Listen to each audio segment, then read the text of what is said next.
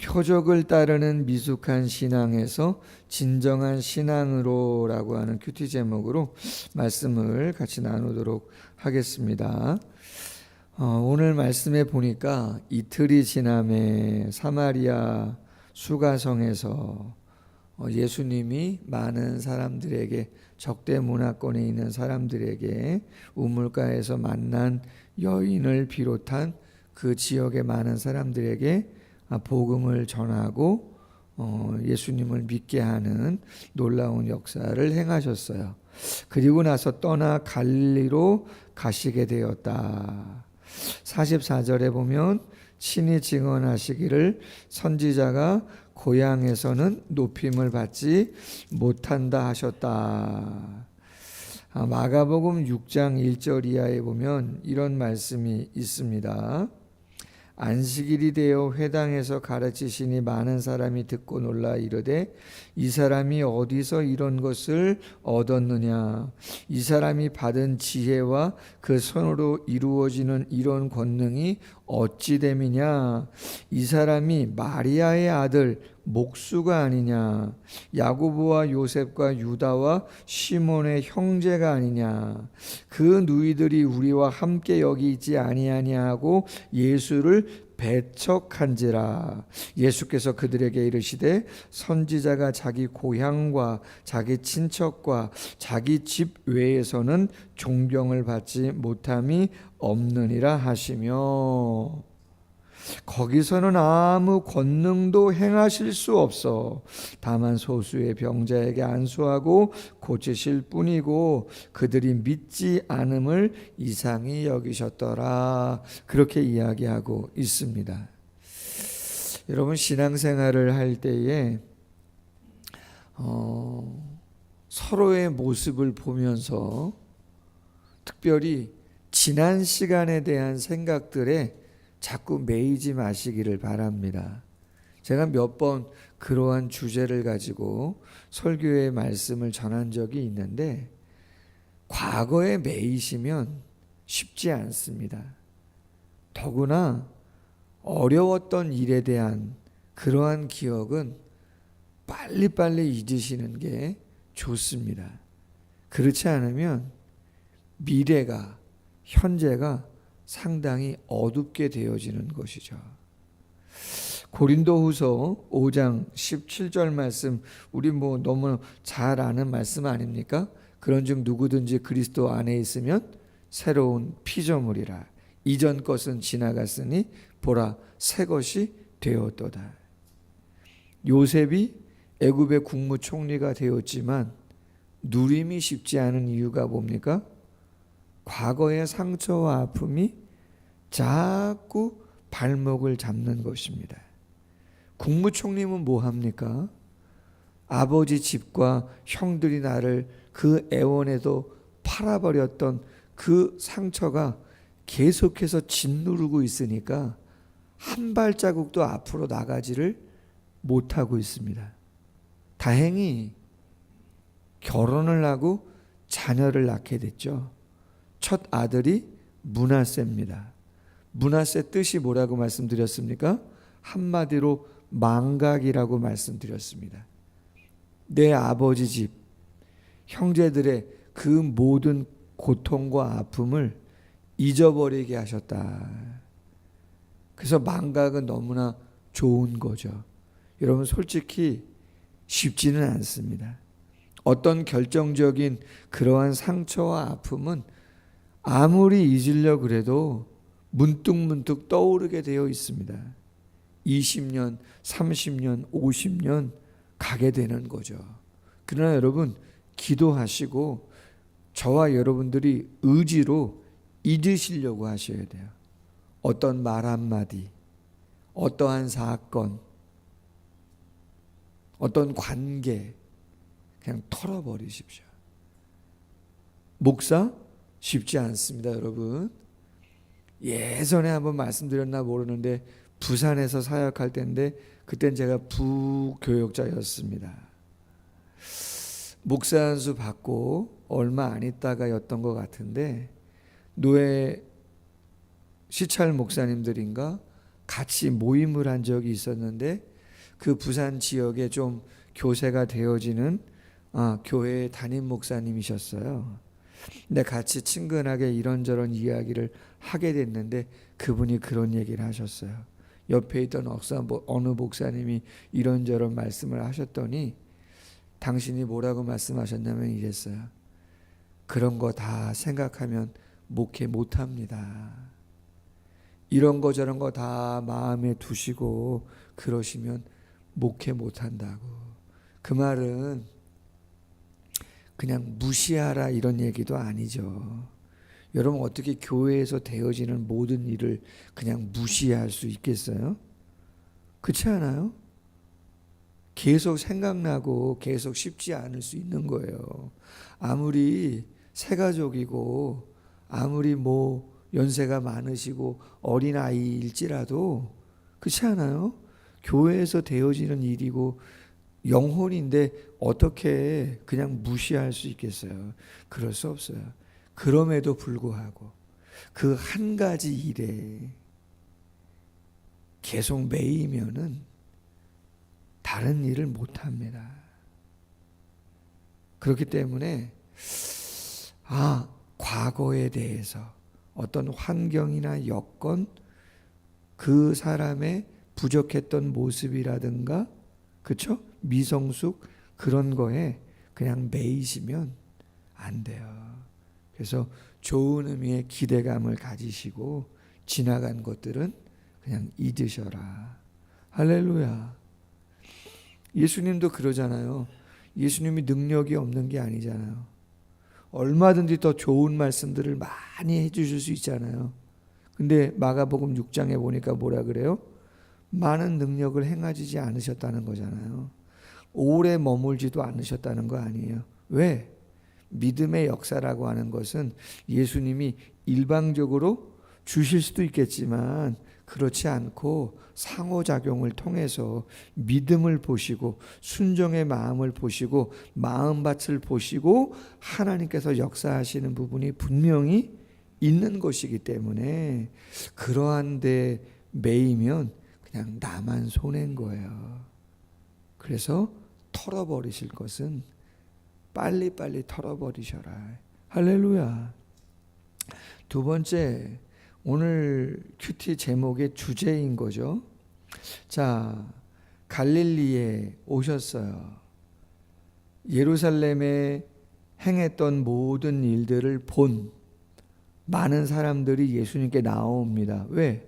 6월절 명절에 예루살렘에 같이 가서 절기를 지키고 온 사람들이 많은데 예수님께서 예루살렘에서 뭐 하셨어요? 성전 정화 사역을 하셨잖아요.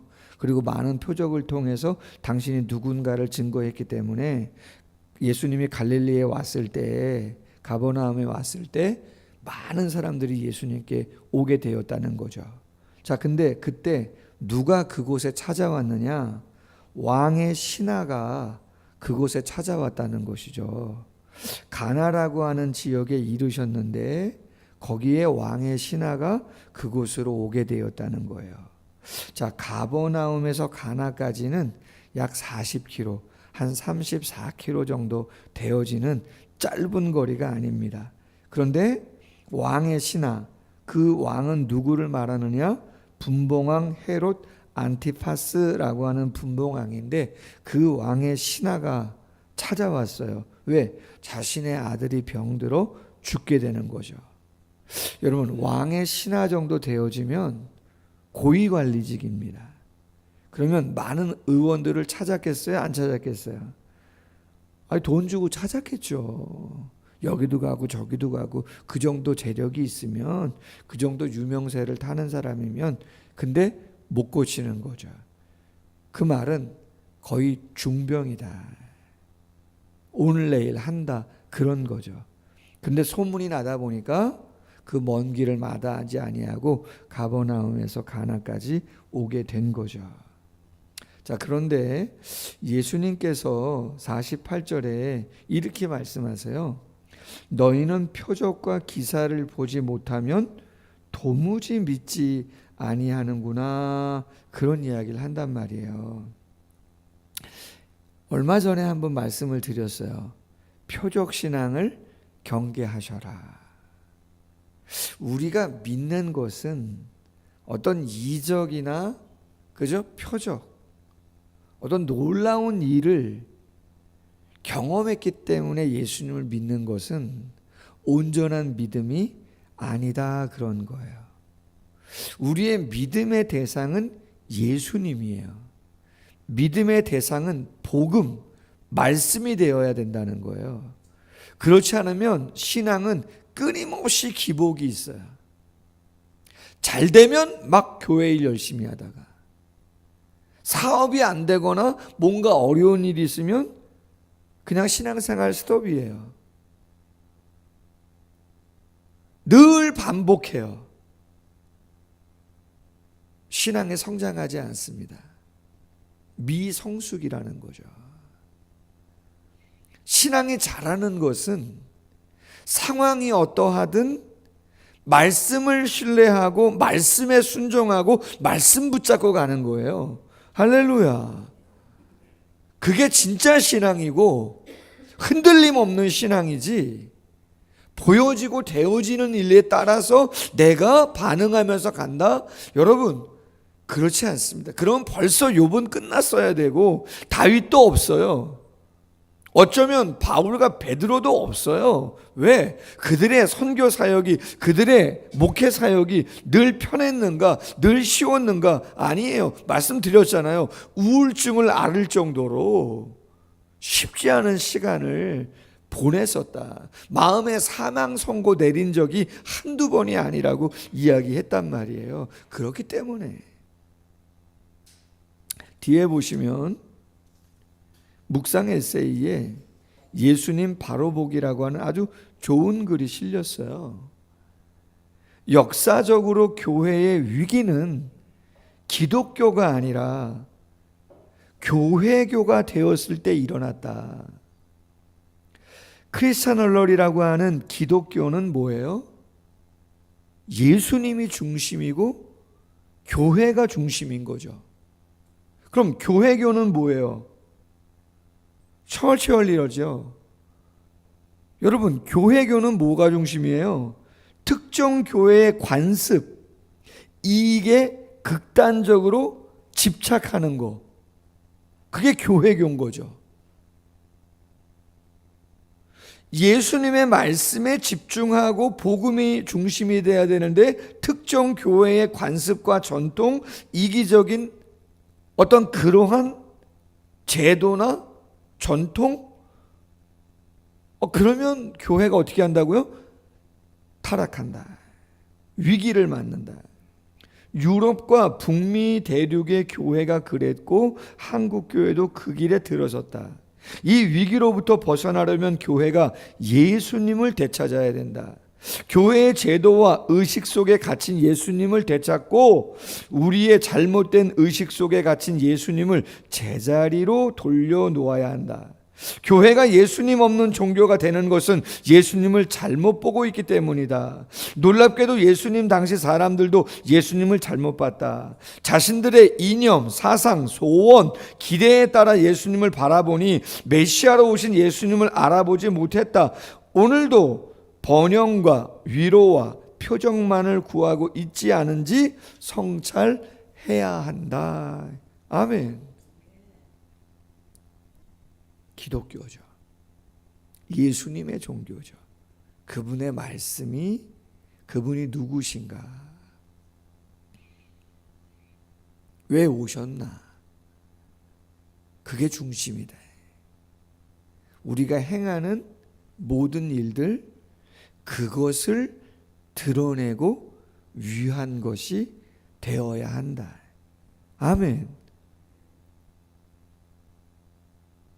내 감정이나 내 의지는 어디에 맞춰져야 돼요? 말씀에.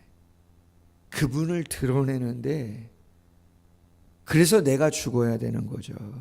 내 혈기도 죽고 내 모난 부분들이 죽어지는 거죠.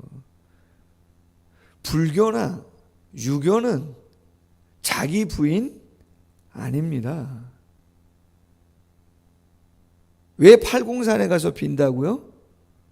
그렇죠. 목적은 자기 자녀 잘 되는 거예요. 우리는요, 아브라함은요, 하나님이 자녀 원하면 그 자녀도 드리는 거예요. 우선순위가 누구죠? 우선순위가 하나님인 거죠. 할렐루야. 그럼 우리 기도 제목은 뭐냐? 여러분, 저도 쉽지 않습니다. 저도 갈등이 되던데요. 말씀드렸잖아요. 저희 둘째 아들 초등학교 때 저 부산에서 축구대회가 있는데 주일 성수하고 내려가서 할 수가 없어요. 1박 2일이기 때문에 토요일 날 내려가야 된다 그래요. 자모들이 한 대여섯 명이 찾아와서 우리 성권이 없으면 안 된다고, 축구를 잘하니까 꼭 데려가야 된다고, 꼭 좀 보내달라고 막 애원을 하시는 걸 직접 찾아오셔서 진중하게. 제가 목사지만 여기 온 지 얼마 안 됐는데 어린아이니까 그냥 뭐 한 번 정도 주일 성수 범하는 거야. 그 정도야 뭐 어떻겠냐. 아들은 난리가 났죠. 초등학생인데 가야 된다고 막 예배 드려야 되냐고 말이야. 한 번 빠지는 거 어떠냐고 말이야. 쉽지 않습니다. 내가 말씀을 알지만 내가 그 말씀을 순종하기 어려운, 그게 기도 제목인 거죠. 그래야 성장합니다. 그래야 성숙합니다. 그러지 않으면 늘 그 자리인 거죠. 내가 좋아하는 것만, 내가 원하는 것만 그냥 늘 그 자리인 거죠. 감사하게도 예수님이 왕의 신하의 안타까운, 왜 모르겠어요. 아들이 죽어가니까 온 거를, 그 절박함을 당연히, 그러나 간파하시고, 예수님 참 대단하죠. 할 말씀은 다 하세요. 그리고 나서 왕의 신하가 제발 우리 아들 죽기 전에 좀 가버나움으로 내려와 주시면 좋겠다 이야기합니다. 가라, 네 아들 살아있다.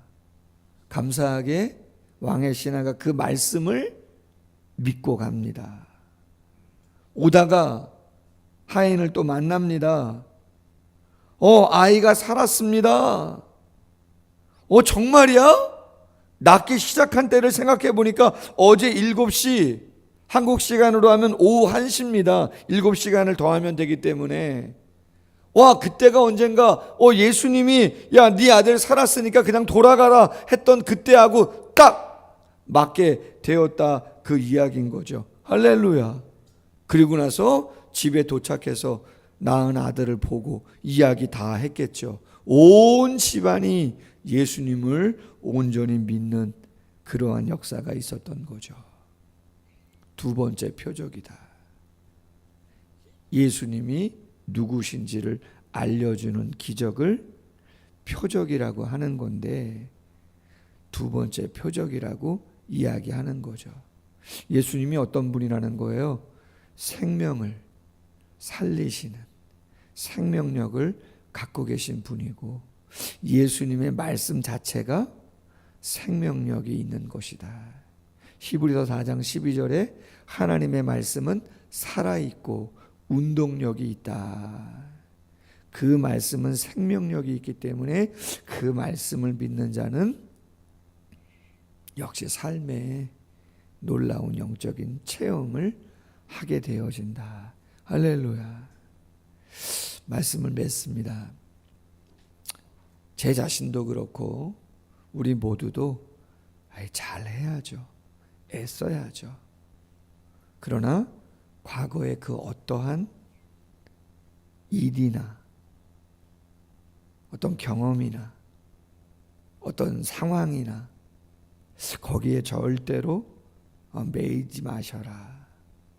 당연히 회개할 일이 있으면 회개해야 되는 것이고, 또 상대방도 마찬가지로 그렇게 하시면요, 놓아주셔야 돼요. 잘 풀어주셔야 돼요. 할렐루야. 또 다른 기대감을 가지고 가시는 게 맞는 거죠. 두 번째, 오늘 큐티의 주제잖아요. 표적만 구하는, 놀라운 기적만 구하는 그런 신앙은 경계하셔라. 교회교 아니고 우리는 예수교다. 예수님이 중심이고 복음과 말씀이 중심이다. 그 말씀이 내게 무엇을 요구하는가, 거기에 집중하셔라. 그래야 신앙이 성장할 수 있는 것이다. 귀한 기도 제목 삼으시는 시간 되시기를 소원합니다. 기도하겠습니다. 하나님 아버지, 감사합니다. 우리는 눈으로 보면 좋습니다. 잘 되면 좋습니다. 그러나 되어지는 일만 보고 우리의 감정과 우리의 신앙이 쫓아가지 않도록 도와주시기를 원합니다. 어떤 일은 아무리 기도해도 빨리 이루어지지 않을 수도 있습니다. 예레미야는 남유다의 회복을 위하여 50년 사역을 감당했지만 결국 예루살렘이 멸망당하는 그러한 일을 경험했습니다. 그럼에도 불구하고 아버지 하나님은 예레미야의 50년의 사역을 결코 실패한 사역이라고, 그의 삶이 의미 없다고 그렇게 말하지 않으십니다.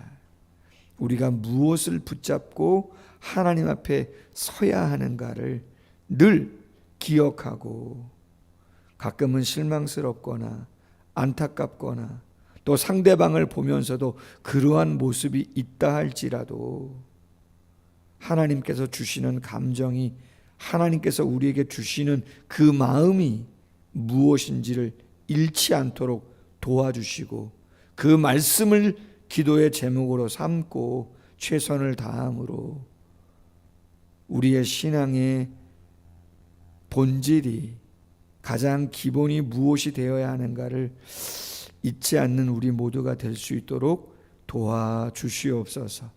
날마다 말씀이 인정하는 그 신앙의 수준에 도달할 때까지 최선을 다하며 자기 부인하며 나아가는 모두가 되어질 수 있도록 하나님의 성령께서 함께하여 주시옵소서.